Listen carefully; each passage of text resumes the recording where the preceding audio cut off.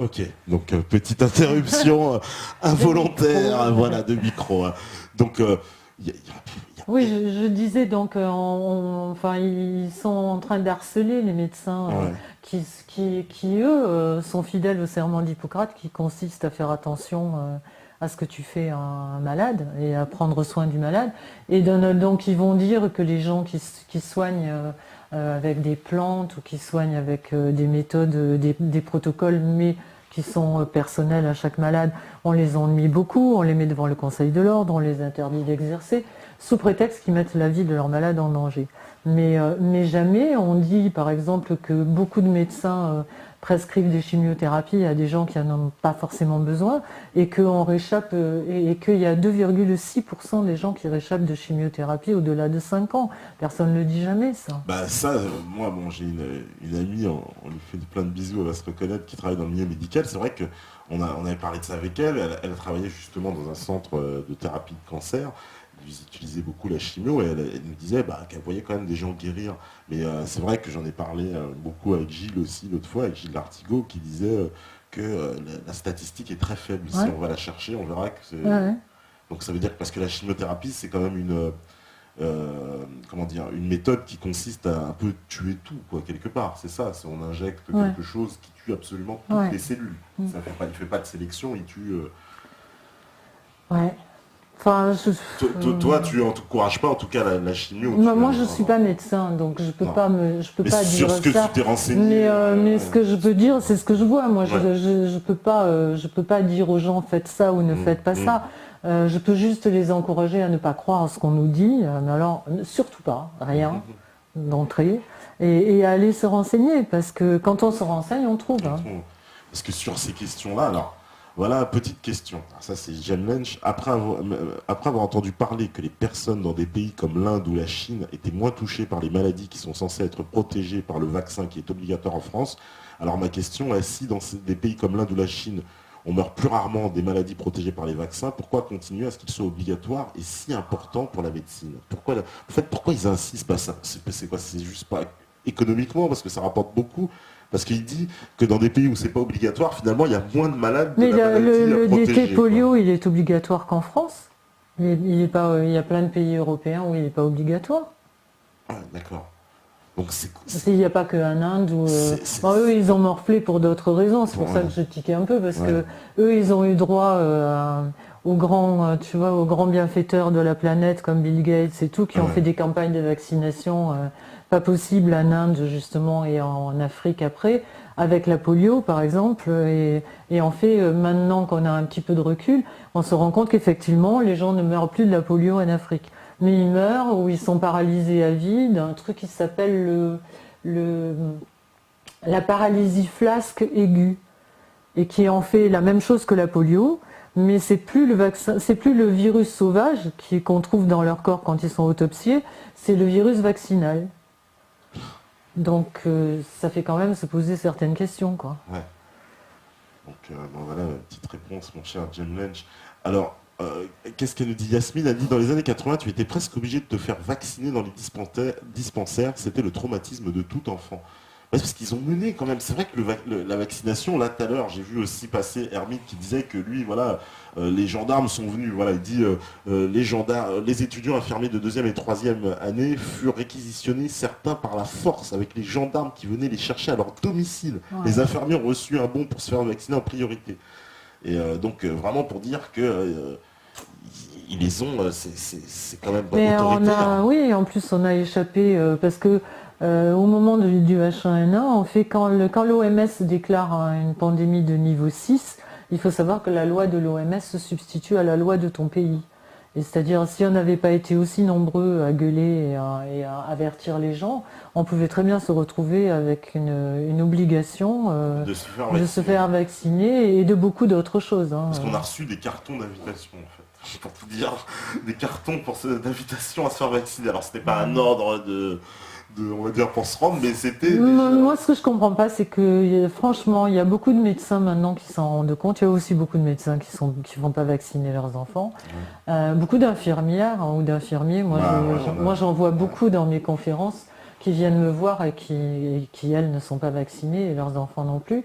Mais je comprends pas qu'on laisse, je comprends pas que les gens se lèvent pas et que on demande au moins des explications.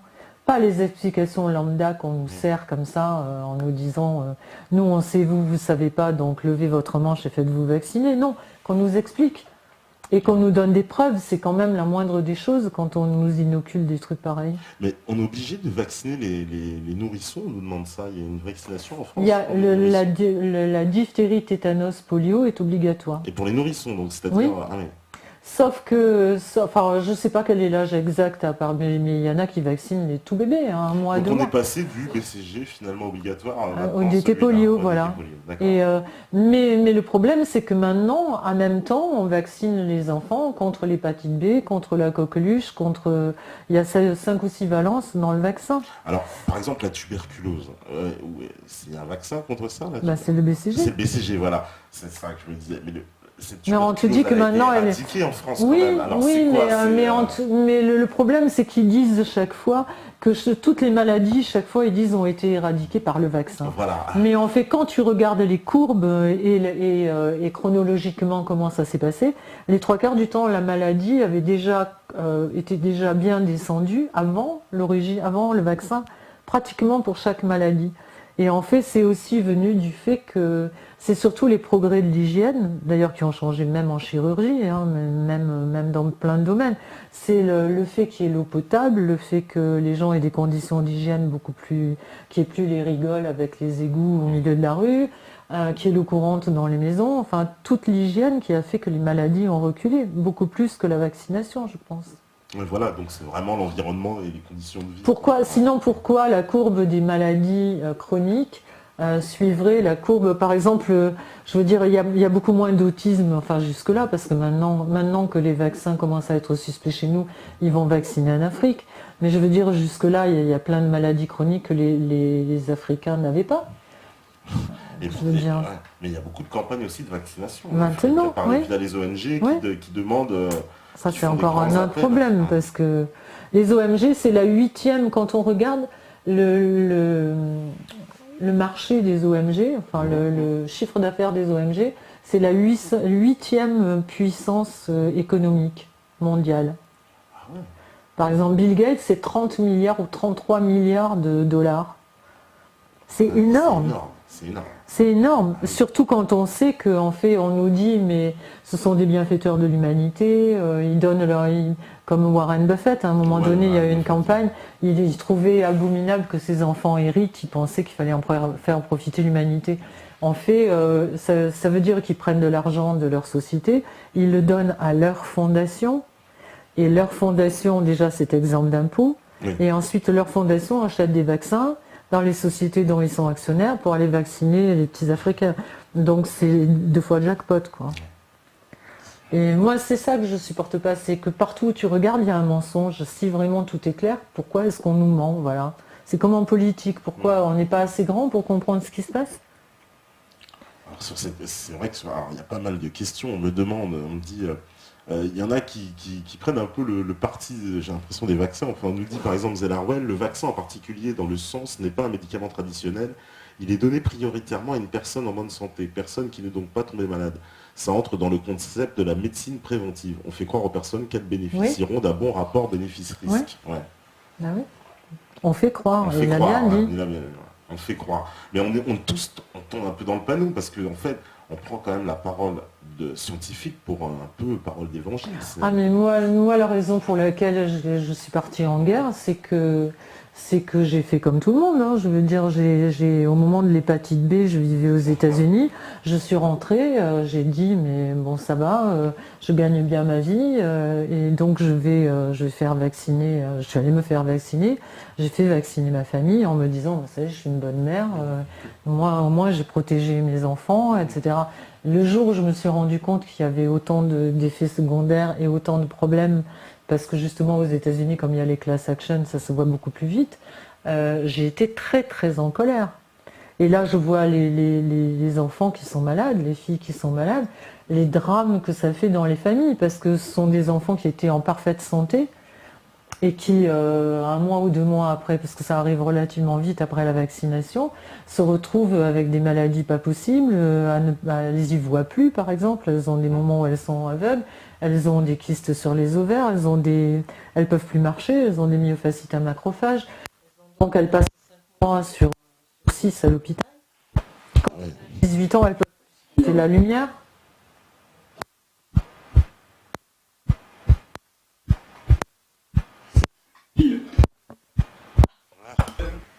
Ok, bon, donc petite reprise, hein, les piles se déchargent à une vitesse incroyable. Donc tu nous disais qu'effectivement les ONG, voilà, des gens comme Bill Gates qui investissent énormément via des fondations, et en fait c'est un moyen de prospérer, Oui, faire oui. croître leur fortune aussi, quoi, en fait. Hein. Bah oui, lui, la grande question, je me demande s'il est utilisé, s'il est pourri ou s'il est utilisé, je sais pas. Parce que franchement, dans tous les coups fourrés, tu les retrouves, enfin tu retrouves les mêmes, quoi. Donc c'est quand même bizarre. Alors c'est marrant, il y a RAF54 lui dit qu'il est depuis 2009 victime d'une maladie non reconnue par les médecins qui ne trouvent aucune anomalie. On a même essayé de me mettre sous antidépresseurs. Ah bah ça Voilà. c'est le grand truc, hein. Et il a des syndromes, voilà, il explique de fatigue chronique, etc. C'est vrai qu'on entend parler de ces nouvelles maladies. La maladie des morgelons aussi, c'est quelque chose qu'on... Ah, ça c'est encore autre chose. Alors, mais c'est quand même assez énorme, quoi. Les gens, ils ont des fils comme ça, on le voit, qui leur sortent de la peau, quoi, littéralement. Et ce serait provoqué, selon eux, par les chemtrails, c'est ce qu'on entend, que ce serait Par les épandages, en les tout cas, épandages, ouais. Oui, mais enfin, bon, je suis en train d'enquêter dessus, Ouais. donc, oui, il y a une corrélation. Alors, il y a plein de trucs. Il n'y a pas que les chemtrails. Et effectivement, on retrouve du polymère dans les gens qui ont la maladie des morgelons et dans les gens et dans les résidus qui tombent du ciel, voilà, que on voit les des gens petits font filaments, analyser. On ouais. trouve les mêmes résidus dans les analyses. Et puis c'est beaucoup plus compliqué que ça parce qu'en fait, tous les gens qui ont la maladie des morgelons, quand on fait une biopsie, on s'aperçoit qu'ils ont aussi une bactérie qui s'appelle Agrobacterium. Et cette bactérie, c'est celle qui est utilisée pour fabriquer tous les OGM. Donc alors là, je ne peux pas vous en dire Ah ouais, plus parce que d'accord. je suis en train de chercher D'accord. là-dessus. Donc il y a forcément une corrélation aussi, laquelle pour l'instant je ne la connais pas. Et il y a plein de trucs très bizarres, quoi. Mais c'est sûr que tout le monde est crevé, tout le monde dit, on le voit bien, Ouais. dans l'air, tout le monde est crevé, tout le monde a des mal aux yeux, des allergies. Des allergies, Et effectivement, le nombre de fois où, je veux dire, les gens ont des enfants qui ont des problèmes respiratoires, ils rentrent à l'hôpital, ils sortent 3 jours après, on dit qu'est-ce qu'il avait. Bon, on ne sait pas, il ne savait pas ce qu'il avait, mais il est ressorti, ça va mieux, voilà. On ne sait pas, je veux dire, mais il est évident que c'est bien ce qu'on respire et ce qu'on mange. Bah, il faut que ça rentre bien quelque part, de toute façon. Pour Oui, se retrouver dans et le puis, corps, et puis ouais. c'est vrai que, enfin, là c'est pour ça que je disais, on est un peu cerné, quoi. Entre la médecine, la bouffe, maintenant ce qui nous tombe du ciel, ça fait quand même beaucoup le corps humain est quand même fort, hein. Espérons qu'on arrivera à tenir. Je sais pas. Voilà, on me dit, voilà, le gavage des médicaments, pesticides sur les animaux euh, et la propagande pour se faire vacciner. Nous sommes voués à l'échec si rien ne change, à croire que tous les hauts décisionnaires sont maléfiques. Parce que je pense qu'il y a beaucoup de réactions contre les vaccins. C'est très nouveau parce qu'avant, les vaccins, c'était un peu quand même... Bah, c'était le dogme vaccinal, voilà. on ne pouvait On absolument pouvait pas y rien toucher. dire, voilà, Et, absolument pas. et Dieu merci, il y a eu Sylvie Simon qui est partie il n'y a pas longtemps, mais avec qui j'ai eu la chance de travailler, qui elle a fait 35 bouquins où il y a déjà 30 ans, elle a dit tout ça. Et je veux dire, ça a pris beaucoup de temps, mais quand même les gens commencent à être conscients que c'est... et moi je les encourage à pas me croire, à aller chercher, parce que c'est très important. Souvent on vient me voir, on me dit qu'est-ce qu'il faut que je fasse. Je ne peux pas dire à quelqu'un faites ça ou ne faites pas ça. D'abord, c'est pas mon rôle. Et je m'insurge toute la journée contre les gens qui nous disent faites ça et qui nous donnent pas d'alternative. Donc c'est pas pour dire aux gens ne croyez pas cela, mais croyez-moi, moi. C'est pas, je veux dire, il faut pas substituer un gourou à un autre gourou. Il faut que les gens prennent conscience de ce qui se passe et regardent, aillent se documenter, regardent. Et franchement, il suffit d'un tout petit peu de bon sens pour voir, quand on met les choses l'une à côté de l'autre, pour voir que ça ne tient pas la route. On nous demande, par exemple, il y a Steve New, il dit, est-ce que notre organisme, à nous, on va dire individus vivant en milieu urbanisé en Occident, on serait plus fragile que, par exemple, des tribus qui vivraient dans la forêt, qui n'ont pas du tout été vaccinées? Ou est-ce que par exemple, il y a eu des... C'est pour ça qu'il y a un ensemble de choses qui fait croire quand même que les vaccins ne sont pas ce qu'ils nous disent. Parce que par exemple, il y a eu des études de fait sur les Amish qui ne se vaccinent pas, ne font pas de prise de sang, ne touchent absolument pas à la médecine allopathique. Et les Amish n'ont jamais été vaccinés, il n'y a pas d'autistes chez les Amish. Alors évidemment, on va nous dire c'est une coïncidence. Oui, mais ça fait beaucoup de coïncidences. Alors Saint-Sainteté, Sainte-Quenelle, je lui passe un petit bonjour aussi, une grosse bise.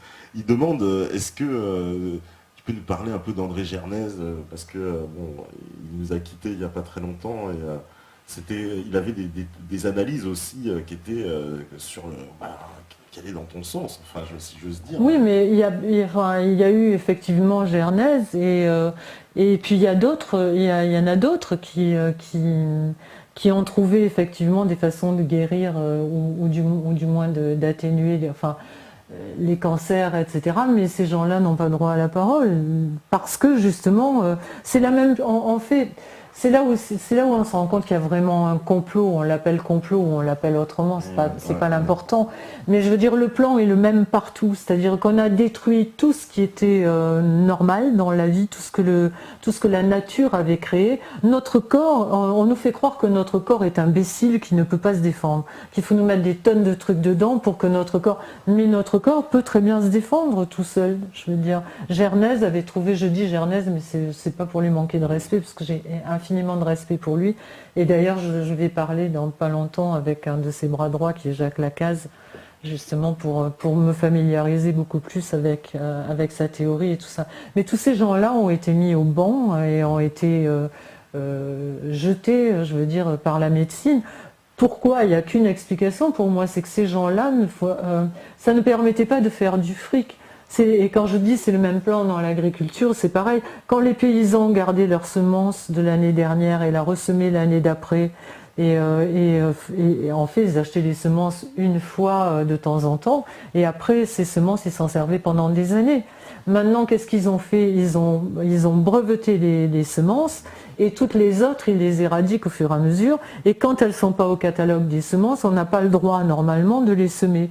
Et les trois quarts des graines Monsanto, par exemple, sont des graines qui s'auto-détruisent après la récolte. Donc pourquoi? Parce que si les paysans ressèment les graines, Monsanto ne fait pas de chiffre d'affaires. Et c'est pareil, c'est la même chose pour les médicaments. Si c'est des médicaments naturels, si c'est de la prêle ou si c'est des médicaments, enfin des plantes que vous pouvez avoir dans votre jardin, et les labos ne peuvent pas faire de bénéfice dessus puisqu'ils ne peuvent pas le breveter. Il y en a partout.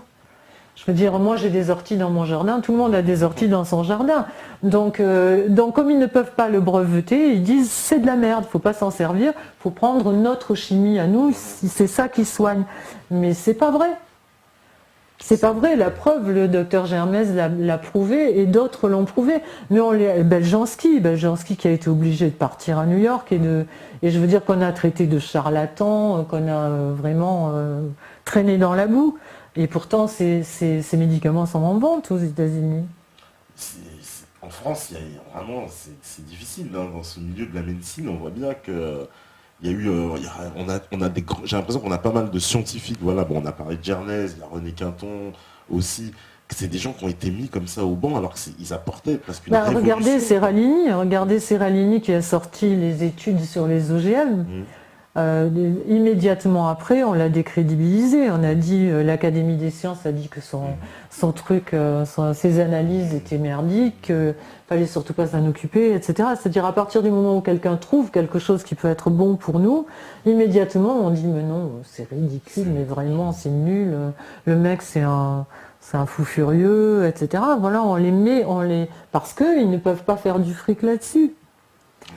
Il est évident que si on mange des poireaux de campagne, ils vont pas faire de fric dessus. Si on va acheter leur truc, et là aussi ils perdent pas le nord, puisque eux gardent les semences, les séquences ADN de toutes les semences du monde dans un coffre-fort en Alaska.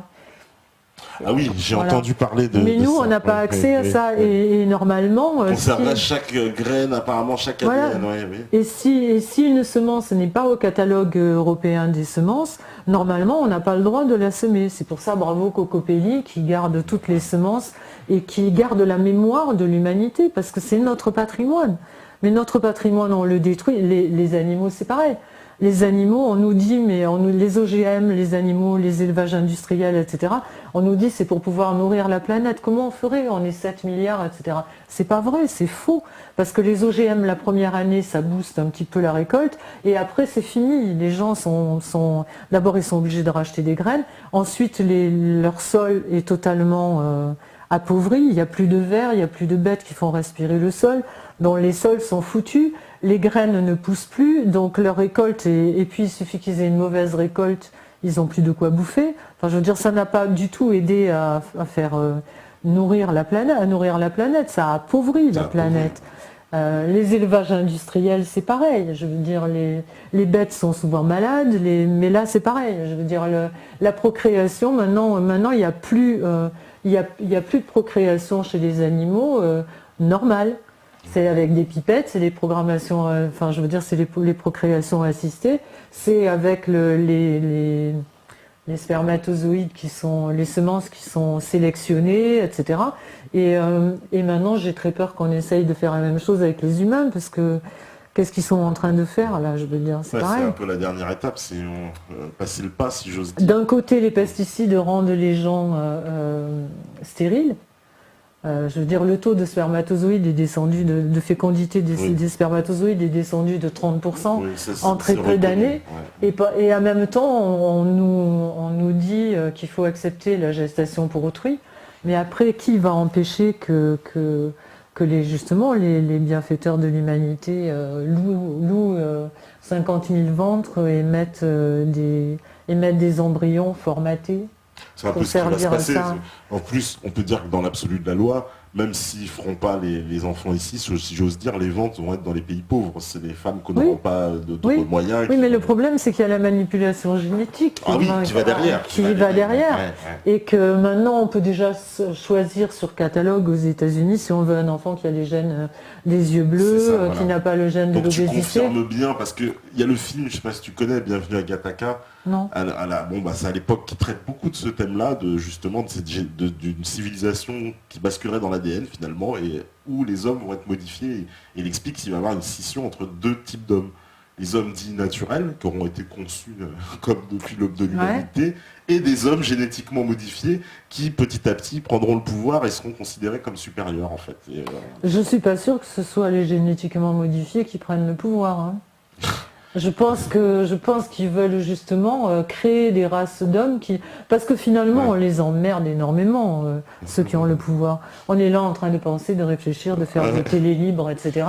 Je pense que quelque part, je crois que c'est Michel Drac qui disait ça, qui disait en fait pour eux on est comme si c'était au sommet d'un gratte-ciel et qu'ils voient des fourmis en bas et ils doivent se dire mais qu'est-ce qu'ils ont à s'agiter comme ça? Ils ont de quoi bouffer, ils ont un toit sur leur tête.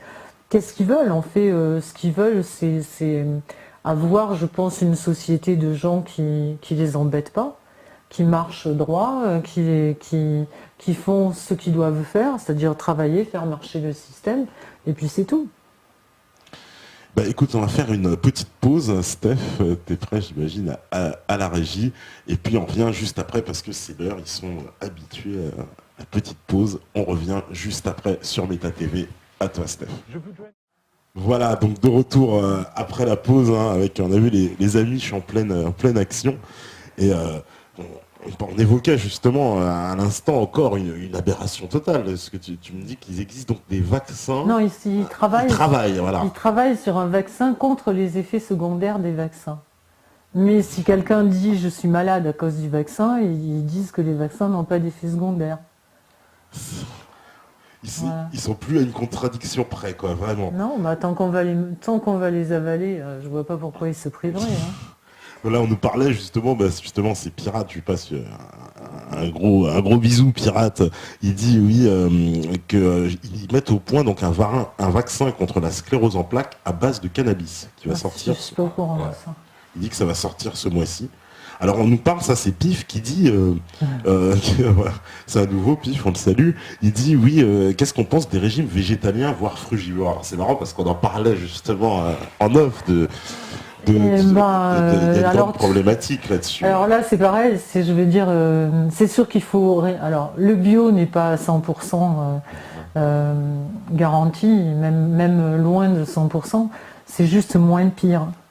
Et franchement, manger de la viande, moi depuis que j'ai enquêté sur les élevages industriels, c'est pas possible.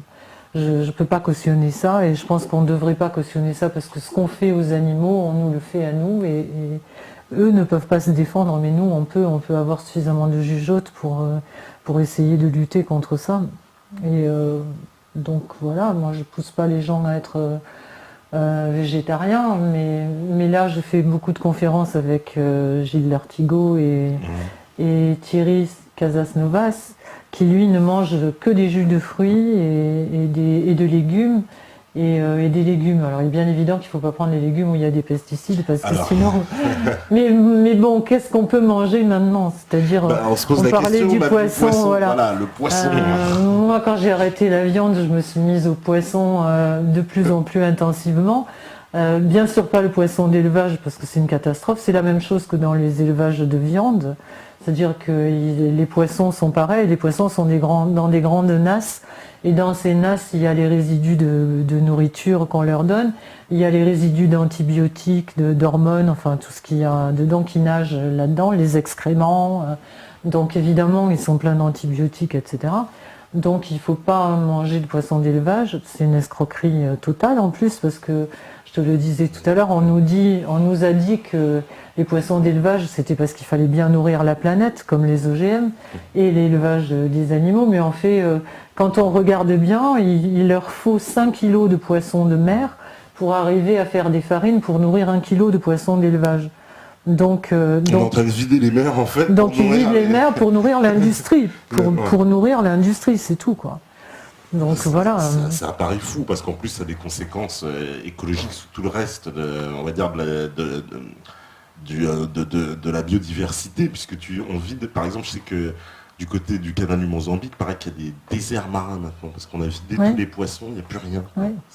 Il y a les pangas aussi, c'est hallucinant quoi les pangas. Il faut aller voir un élevage de pangas. C'est quoi les pangas? Les pangas, c'est des poissons qui sont élevés dans le comment ça s'appelle, le détroit du Mékong, on dit.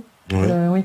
Et en fait, ça c'est des fermes flottantes et les poissons sont élevés dans des nasses en dessous. Et on dirait vraiment quand ils ouvrent la trappe, on dirait des seaux d'anguilles, quoi. Il y a des millions et des millions de poissons. Et en fait, ils inséminent ces poissons avec de l'urine de femmes enceintes. Parce qu'ils se sont rendus compte que les poissons, les femelles, au lieu de faire, je ne sais pas quel est le chiffre exact, mais par exemple, au lieu de pondre 10 000 œufs, elles vont pondre 1 million d'œufs si elles sont inséminées avec l'urine de femmes enceintes.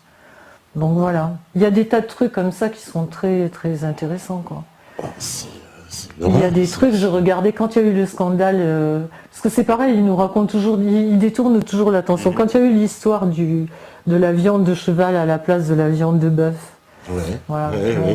C'est vrai que moi j'ai toujours eu des chevaux, j'aimerais pas manger du cheval, mais en fait, le plus gros problème, il est pas là. C'est comme quand on nous parle de traçabilité. Le problème n'est pas de savoir si si la vache a été élevée en Roumanie, en Grèce ou en France. On s'en fout de ça. Ce qu'on veut savoir, c'est comment elle a été élevée. Est-ce qu'elle a été nourrie avec des OGM? Est-ce qu'elle est bourrée d'antibiotiques? Est-ce que voilà, c'est ça qui est important pour nous. Après qu'elle vienne de n'importe quel pays, on s'en tape un peu. Mais justement, ils attirent toujours notre attention sur des trucs qui sont. Et en même temps, il y avait eu juste après, il y avait eu un scandale. Je ne sais pas si tu te souviens, il y avait eu ils avaient retrouvé des bactéries fécales dans des tartes au chocolat chez Ikea. Ah oui, je me souviens de ça. Oui, Et oui, moi, sur le oui. coup, ça m'avait fait rire. J'avais dit, bon, il y a un mec qui était à l'usine, il a dû aller aux toilettes, il s'est mal lavé les mains. Après, j'ai appris qu'il y avait 7000 tartes. Donc, ça pouvait pas être un mec tout seul, quoi. Ça pouvait pas être un accident. Voilà, 7000 tartes. Et donc, je me suis tapé toute la liste des additifs pour voir avec quoi a été fait chaque additif. Il y en a 5. Enfin, j'en ai trouvé 5, il y en a peut-être plus. C'est marqué noir sur blanc dans la composition de l'additif que c'est fait avec des bactéries qui sont dans les excréments humains. Et ces additifs ont reçu la mise sur le marché, l'autorisation de mise sur le marché. Donc c'est normal, pour eux, c'est normal de faire des additifs avec de la merde. Je suis choqué de cette histoire. Donc c'est des additifs faits avec des excréments humains. Oui. C'est parce que oui, je me souviens de ce scandale qu'on avait retrouvé ça Oui. dans les chaînes Et alors, Ikea, je crois. c'est marqué dans la composition de l'additif, bactéries coliformes, etc. Bon, quand on regarde un petit peu ce que ça veut dire que ce sont des bactéries qu'on retrouve à l'intérieur des excréments humains. Et ça, on en met dans la bouffe qu'on mange tous les jours. Comme il y a une société aux États-Unis qui s'appelle Symantec ou un truc comme ça, ils viennent de recevoir leur homologation pour entrer en bourse et tout, et ils fabriquent de la gélatine avec les fœtus qu'ils vont chercher dans les maternités où il y a des avortements. Mais quel intérêt de mettre ça après dans la nourriture? Ah bah mais ils ont bien mis de l'huile de vidange dans les poulets. C'est-à-dire tout ce qu'ils peuvent mettre pour nourrir les bêtes et qui leur coûte pas cher ou qui leur coûte rien, ils le mettent, ils s'en foutent. Non mais c'est quand même là, je trouve qu'on dépasse, mais on est vraiment. Oui, mais c'est grave parce que par exemple cette gélatine, elle est dans les bonbons bon marché que mangent nos enfants. Alors c'est dégueulasse. Mais en plus de ça, ça veut dire quoi? C'est-à-dire qu'un humain est en train de manger des bonbons avec de la gélatine qui est faite avec des fœtus d'êtres humains. Karmiquement, c'est pas bon non plus, quoi. Et je comprends pas, il n'y a pas de législation qui peut les. Mais c'est autorisé. C'est pour ça que je dis aux gens, informez-vous. Regardez, allez chercher quand un truc vous paraît bizarre, parce qu'on trouve toujours, mais quand on trouve, c'est pas un truc qui est interdit. Ouais. C'est pas quelque chose d'interdit, c'est dans la liste des adjuvants, dans la liste des additifs, c'est marqué. Ouais. Et ça a été autorisé. C'est quand même. Moi, je suis un peu vraiment abasourdi, quoi. Je savais qu'ils utilisaient certaines choses comme ça, mais alors carrément dans les bonbons, dans l'alimentaire, parce qu'on parlait un peu en off aussi des additifs que. Il y a une quantité donc d'éléments qui sont ajoutés. Ça c'est encore extraordinaire parce que quand on se tape la liste des additifs comme je l'ai fait, il y a avec quoi ils sont fabriqués et il y a aussi marqué quels effets ils ont. C'est-à-dire il y en a qui sont cancérigènes, il y en a qui déclenchent de l'hyperactivité chez les enfants, il y en a il y a marqué la liste des maladies. À chaque additif, il y a marqué la liste des maladies qui risquent comme dans les notices des médicaments. Et après, ils nous disent, mais c'est marqué dans la notice, vous l'avez pas vu. Le problème, c'est qu'on peut, avant de mettre le nez dedans, enfin moi en tout cas, j'étais loin de pouvoir imaginer qu'ils pouvaient faire des trucs pareils, quoi. Ouais, l'ampleur, ouais, c'est ça, c'est tous ceux qui Et puis même, enfin, je veux dire, le commun des mortels, on n'est pas si tordu que ça, nous. On n'irait pas, je vois pas la mère de famille fabriquer un gâteau en allant chercher même le fœtus de son chat qui a avorté, quoi. On le fera pas. Ah ouais. Parce que, alors oui, je me suis trompé, petite précision pour Pirate, c'était pas un vaccin, un spray, j'ai dit un vaccin, mais c'était un spray, mais bon, on pensait à peu près la même chose. Et comment dire, la viande c'est aussi le poisson, oui. On dit ça, c'est-à-dire le poisson, maintenant, après Fukushima et tout... Il n'y a plus rien, en fait, c'est ça. Alors, la viande, on évite. Le poisson, il est suspect. Les légumes, il ne faut surtout pas qu'il y ait de pesticides. Mais maintenant, on a un autre problème, c'est les épandages. C'est-à-dire que maintenant, il faut en plus cultiver sous serre. Et après, avec quoi on va arroser? Parce que comme les nappes phréatiques sont totalement contaminées, Contaminé, ouais. avec quoi on va arroser? C'est ça le problème, quoi. On a une espèce de cercle vicieux, mais j'ai envie de dire mortifère un peu. Ouais. C'est C'est bien ça, ouais. Ouais, parce que entre on se fait vacciner et puis après on va manger des légumes aux pesticides et remplis de Et des bonbons au et fœtus des bonbons humain, fœtus humains, et des tartes au caca. ça devient, c'est presque un film d'horreur, mais on a l'impression que c'est pas réel tellement Non mais c'est dramatique parce que franchement, honnêtement, je sais pas ce qu'il faut faire, quoi. Ouais. On peut juste essayer de se protéger un maximum, mais comment? On me dit la confiture fabriquée avec des vieux chiffons aussi. Ouais. Oui, oh bah, Ouais. de toute façon, mais j'ai vu un reportage l'autre nuit où je dormais pas. Il y avait un reportage parce que quand je voyais bio venant d'Espagne, en général, j'achète pas parce que quand on sait que l'Espagne